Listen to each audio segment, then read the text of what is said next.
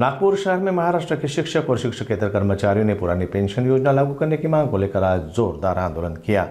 आंदोलनकारियों ने कहा कि 1 नवंबर 2005 से पहले नियुक्त कर्मचारियों को पुरानी पेंशन, वरिष्ठ वेतन श्रेणी और उत्पादन तत्काल प्रदान किए जाएं। उन्होंने चेतावनी दी कि अगर सरकार उनकी मांगों को नहीं मानती तो आंदोलन और तीव्र किया जाएगा। आम्ही आंदोलन केलं, याच्यापूर्वी सुद्धा अर्थसंकल्पीय अधिवेशनामध्ये सुद्धा आंदोलन केलं।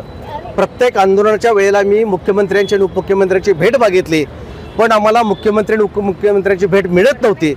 मग आमचा प्रश्न हा समजून सांगण्यासाठी आम्ही मुख्यमंत्र्यांच्याच कानावर आम्हाला विषय घालायचा आहे, कारण ते कायदेतज्ञ आहेत, ते ॲडव्होकेट आहेत आणि आमचा हा विषय समजून घेतील आणि आमच्या प्रश्नाला न्याय देतील। यासाठी आम्ही आज नागपूरमध्ये त्यांचं लक्ष वेधण्यासाठी लक्षवेध आंदोलन आम्ही आज लावलेलं आहे। यापूर्वी आम्ही 6 वेळा आंदोलन केले। मागच्याच 19/12/2024 मध्ये आम्ही या ठिकाणी नागपूरमध्ये यशवंत स्टेडियमवरती आंदोलन केलं।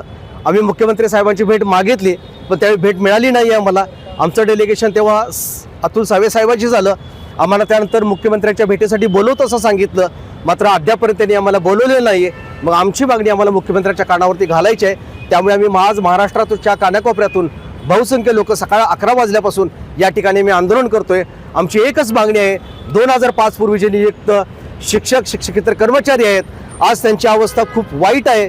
जे सेवानिवृत्त झालेत, जे मयत कर्मचारी झालेत, त्यांच्या वारसांची अवस्था बिकट आहे आणि हा प्रश्न किती गंभीर आहे हा समजून सांगण्यासाठी आम्ही आज आंदोलन आयोजित केलेलं आहे। आम्ही याच्यापूर्वी जे आंदोलन केलं त्याच्यापैकी काही अंश यश मिळायला असं हरकत नाही, कारण जो योगदानाचा विषय आहे तो आम्हाला नियुक्ती दिनांकापासून दिला जातोय। आमची अशी मागणी आहे की तो जो विषय आहे तो सुरुवातीपासून मिळायला पाहिजे। आम्ही नियुक्ती दिनांक म्हणजे शासनाने आम्हाला जेव्हा 100% अनुदान आहे तो आमचा नियुक्ती दिनांक शालार्थला मेन्शन केला आहे आणि तो चुकीचा आहे असं आमचं मत आहे। आणि जेव्हा आमची नियुक्ती आहे त्या नियुक्ती दिनांकापासून आम्हाला ग्रॅज्युटी मिळायला पाहिजे, उपदान मिळायला पाहिजे। या विषय हा आमचा एक विषय तोही मार्गी लागावा अशी आमच्या संघटनेची मागणी आहे।